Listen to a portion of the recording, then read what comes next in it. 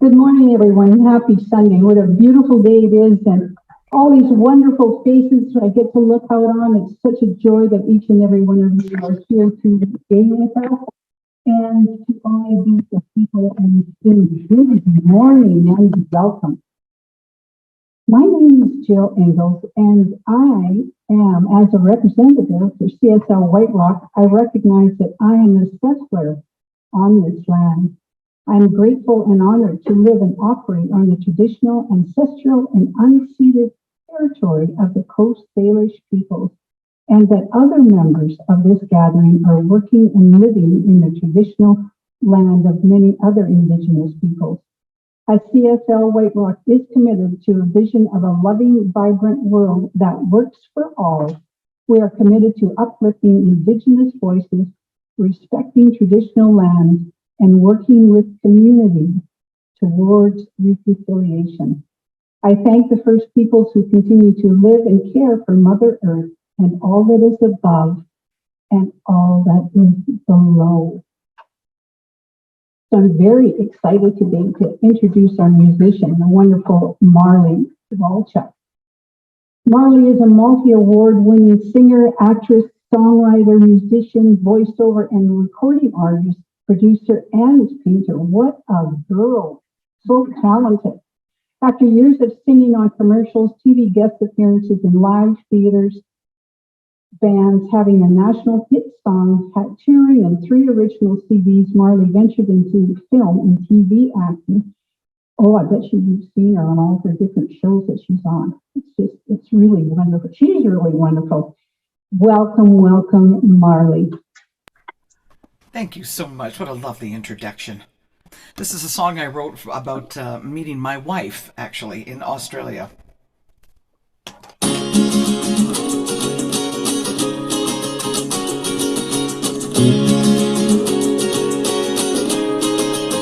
I still feel that intake of air, held suspended, unprepared, when I first saw you sitting across from me. From that moment, everything changed, feelings I could hardly explain, considering the plethora of possibilities. I said to myself, she's the one you've waited for. Funny how I just know it and fly through that open door. A supernatural sensation just can't ignore. Every place that I've been to, every ocean I cried into, every didn't do, it all led me to you. Every scar that I hit, every time I backslid, every night off the grid, it all led me to you.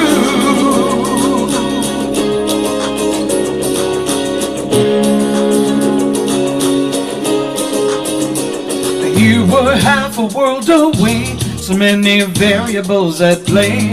How it all fell into place made me believe. No detour, no sleight of hand. No, I've got other plans. Can't mess with that determined destiny. The choices I made, even the ones I wish I could change, must have been exactly what I was supposed to do. Miss one moment and I might not be laying here with you. Every place that I've been to, every ocean I cried into, every didn't do, it all led me to you. Every scar that I hit, every time I backslid, every night off the grid, it all led me to you. Do you think we stood in the same street 10 years ago, meant to meet? Did you check the time and miss me walking by? Were you beside me on a flight? I would remember that all right. Every place that I've been into, every ocean I run into, every didn't do, it all led me to you. Every scar that I hid, every time I backslid, every night off the grid, it all led me to you. Every time I withdrew, every altered value, every broken taboo, it all led me to you. Every insight I lacked, every day didn't hold back, every yes, thank you, it all led me to you. Every song I wrote, every sad anecdote, every crack, every joke, it all led me there. Every secret rendezvous, every crushing review, it all led me to you. Every friend I approved, every bad hairdo, every attempted rescue, it all led me to you.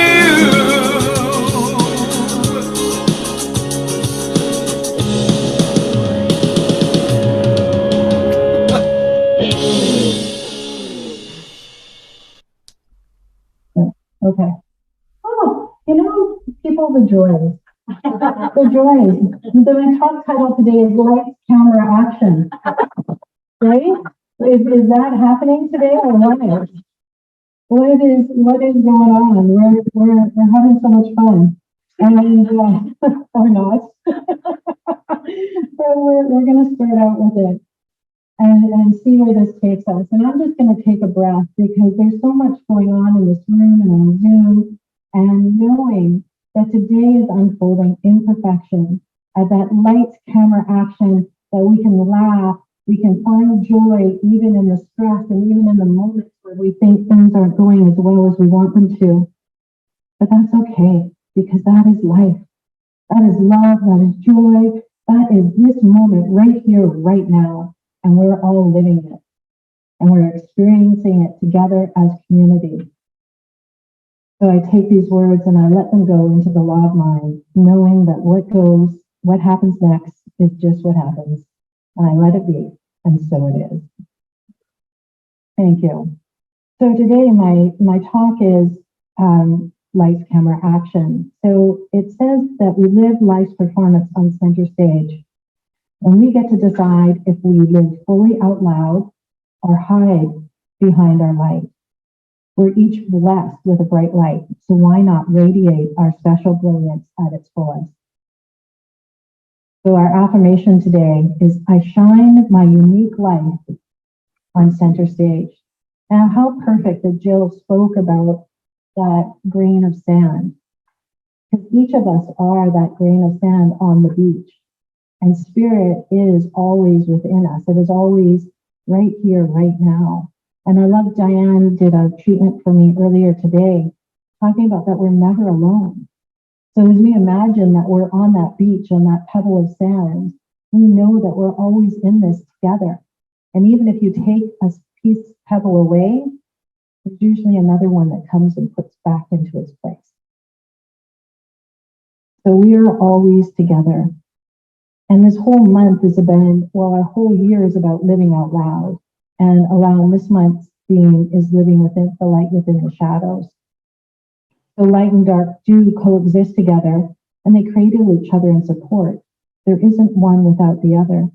They each have their own traits and characteristics.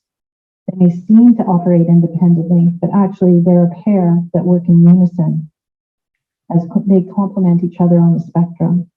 Generally, we learn to embrace the light as good and avoid the darkness. And we think that is bad. We judge it because of its unknown and the mystery of it. However, the two work powerfully together.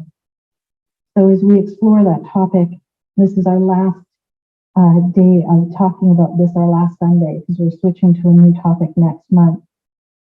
But today we're going to talk about how we have to show up and engage in order to participate. And aren't we doing that right now by either being here on Zoom or being in the room with us? But what role are we playing? Can we make our performance genuine, honest, and authentic? Or is it all for show because we're filming? I think of the Instagram influencers. Is it all for show, or is that the life they're really living?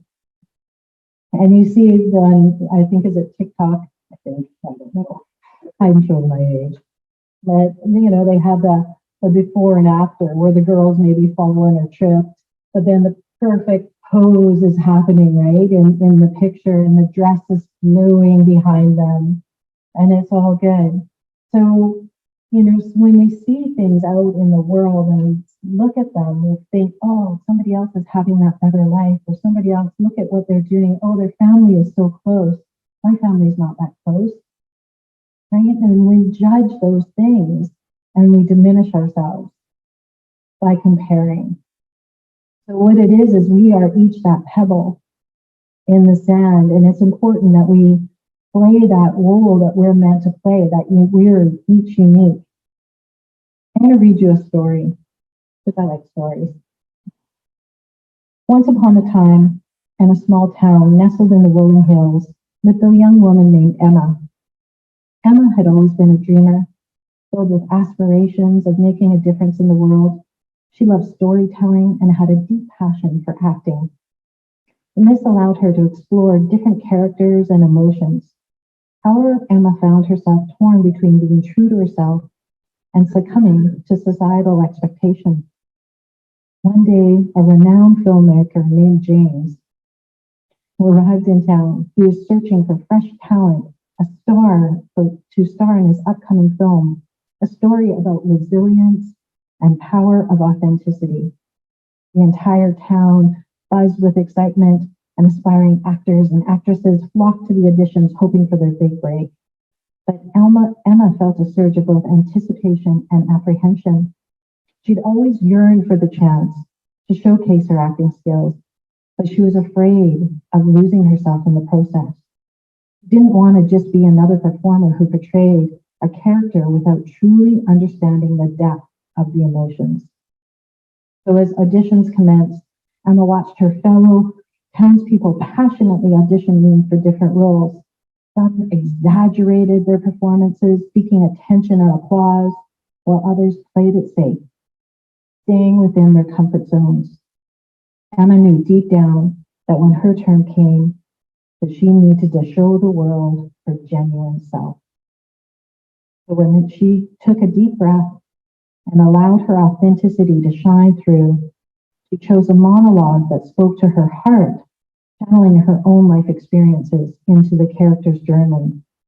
And as she performed, Emma's voice trembled with vulnerability, and her emotions danced as her face was like a captivating story unfolding before the judge's eyes. To her surprise, the director, James, was deeply moved by her performance. He saw that spark of authenticity and brought the character, and he recognized the ability to portray complex emotions with honesty and depth. So she was cast as lead, and the film's success echoed far and wide, not because of the dazzling special effects or the grandiose performances, because it resonated with people on a deeply personal level. Audiences connected with Emma's character, recognizing the authenticity and the rawness in her performance. So from that point forward, Emma never doubted the importance of living her life authentically. She continued to act, and she encouraged others to embrace their unique stories and reminded them that they were the authors of their own destinies. So her journey became a light for other people. So that is the thing, embracing our authenticity in our own performance, in our own lives. And so it brought to mind another story for me, but this is more of a personal story about when I was 12 or so. And I'm going to date myself. Well, yeah, most people in the room or on Zoom might know the band, the Basic Girls. SAT. Anyways, that's all I'll say. But I had the whole full-on outfit, people. I had the plaid, striped pants, the suspenders, the whole thing. And I had all their records. And I would make my little brother, well, he's also little, but I would make him come and be my audience. And if he didn't clap when I sang, there would be consequences. But it was that time that I was just free to be who I wanted to be. I was showing up in a way that I wanted to express myself. And I love that band. And I thought I was going to be a singer one day. But that never happened, right? And it won't. Until I take maybe some singing lessons with Vita. And but I was able to step out and be something that I wasn't. But there was a piece of me that was there. There was a piece of me that was showing up in a way that I was nervous to show up in the world and to be that place, because I was always told, oh, you can't sing. Your mother sings horribly. You can't sing as well. And I joined the choir, and I did grade 5, Mrs. Putt. I tell you, still to this day, I remember she gave me a solo. It was one line only, but she made sure that I felt included. And she allowed that little light that was in there to shine out. You know, and those teachers, those moments, because there was other times that didn't happen. There was other times that definitely didn't happen. Sometimes we need to overcome the fear of taking center stage. And that fear of pushing through and pushing forward and allowing us to be who we are. It's Marianne Williamson's quote number 1, too. I remember today. Our deepest fear is not that we are inadequate. Our deepest fear is that we're powerful beyond measure. It is our light, not our darkness, that most frightens us. And I don't know about, thank you too, I don't know about any of you, but I've always battled with, is it the fear of success or is it the fear of failure? Is it the fear of failure or is it the fear of success that I have, that I battle with? I still don't have that answer 100%, but I think that's okay, because each day I keep stepping out.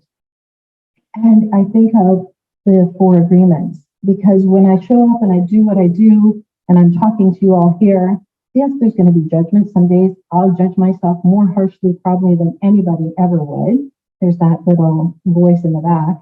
Or somebody might say, oh, Tamara, I wish you would have done this, or wish you would have done that. Or today, I could totally judge all the things that have gone on about this technology as, oh my gosh, that's my fault. Wait, I know. Thank you, Kathy, for giving me that look. And I know it's not. And yet, there's that voice that does do that. And I have to stop that voice. It's up to me to say, hey, no, I'm not listening to you today. I am a bright light. I'm doing the best that I can, and I know that everybody else around me is doing the best that they can.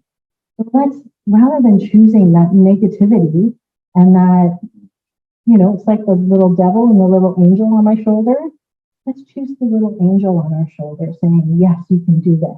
Yes, you are doing exactly what you're supposed to be doing. I have another quote number 2. Is, do not be too timid and squeamish about your actions. All life is an experiment.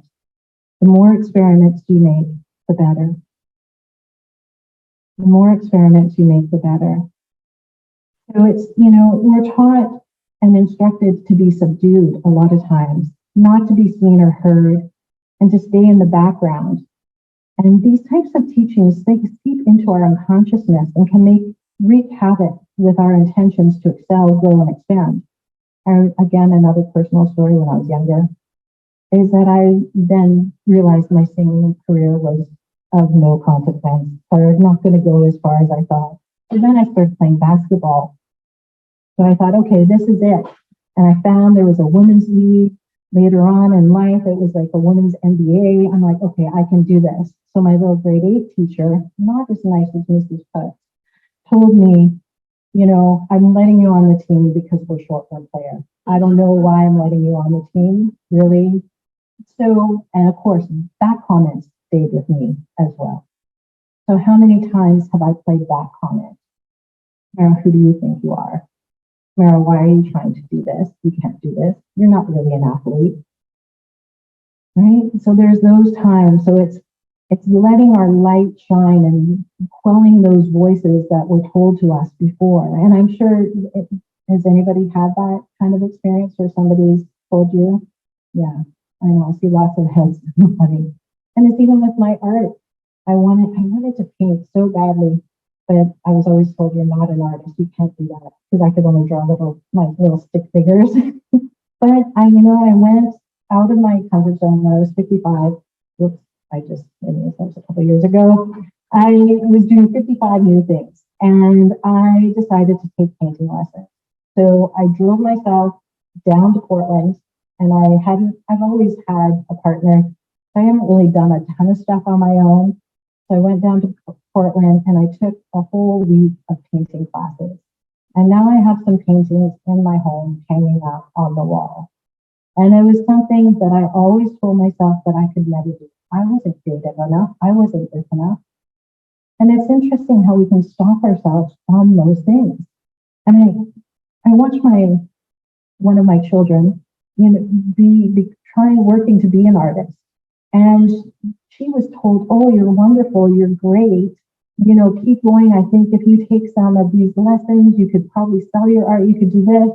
So what happened? They stopped drawing, they stopped doing art. I was so sad because I think there again, were they afraid of success or were they afraid of failure? I'm not sure. Hopefully one day they will pick up a pencil again and draw and do something more with that. But they'll be ready when they're ready. So when we live out loud and we show up as our unique selves, that is the time that we allow others. And that judgment, again, I think I started talking about it when I sidetracked, was about not taking those judgments that people have, even ourselves personally, like the 4 agreements. If somebody says something, not to take it personally. And to know that we are each here on a unique purpose. Each one of us has that little spark in us. We might not sometimes know what it is, but if we take that time to either vision or meditate, and even work with a practitioner to do prayer, then it comes through. It can come forward. I mean, I look at this room and there's a bunch of beautiful, talented people right here. And we all have a unique gift to share with the world. But are we afraid of success? Are we afraid of failure? It's up to you. So I ask you, maybe to reflect on the role you play in your own life. Do you feel like the main character? Or do you feel like the supporting actor? I thought that question was very telling. And I know that each of us has that in us. And it can be hard, even coming to become a minister. I didn't think this role was going to be something I would ever do. I knew I took ministerial school, but it wasn't to be what we call a pulpit minister. I was going to do the fun things like weddings and maybe funerals. And it can be equally rewarding. But here I am, and this showed up in my life. This was something that just was there. It was presented. So step into it. Say yes. So when you're presented with an opportunity, you are always at choice. You can say yes, or you can hold yourself back. There's a story out there, and I don't know who to credit to, but it's in regards to IBM. And IBM, this is some of us who have taken some excellent seminars have heard this about our comfort zone. So there was a group, they did a study of salespeople. There was a group that, say, let's call them Group A, that were very, very successful. Then there was Group B, who was maybe not doing so well, and IBM thought they could bring up their sales. So they did this experiment. They traded the territories. So they gave the poor salesmen the high territories that were booming and doing so well, and they gave the low territories to the high salesmen to help increase. So guess what? Those high salesmen, what do you think happened? They went up. Exactly. What do you think happened to the not so great salespeople? They went down. Right? Because again, they were in that comfort zone. Those lower end salespeople were not willing to accept that good. They were not willing to push past that comfort zone. They were only willing to accept what they had experienced. But those other salespeople, they knew what they wanted. They knew they needed to get their behinds up and work through and get back up to where they were. So they were back in their comfort zone, because as well as there's the comfort zone up top, there's also the comfort zone down in the bottom. So it is that piece again of where do we stop ourselves in our comfort zone? Where can we expand? And what are our spiritual tools that we can use to help us through that? We can remember to breathe. We can remember to pray. We can talk to our lovely Diane as a practitioner, or Jill, and George is not here today, and next up and coming, Liv. Okay? Or we can do it ourselves. You know, it's remembering that there's that affirmative prayer, our spiritual mind treatment, that can help us through. And even if you can't remember all the steps or do the thing that you think you're supposed to be doing, just do what works for you. But that's what this is all about, I think, is that this spiritual community, and what we're trying to do is develop that relationship with the divine, and whatever that looks like for you. The divine, universe, God, maybe how it looks for me, but it may be Buddha.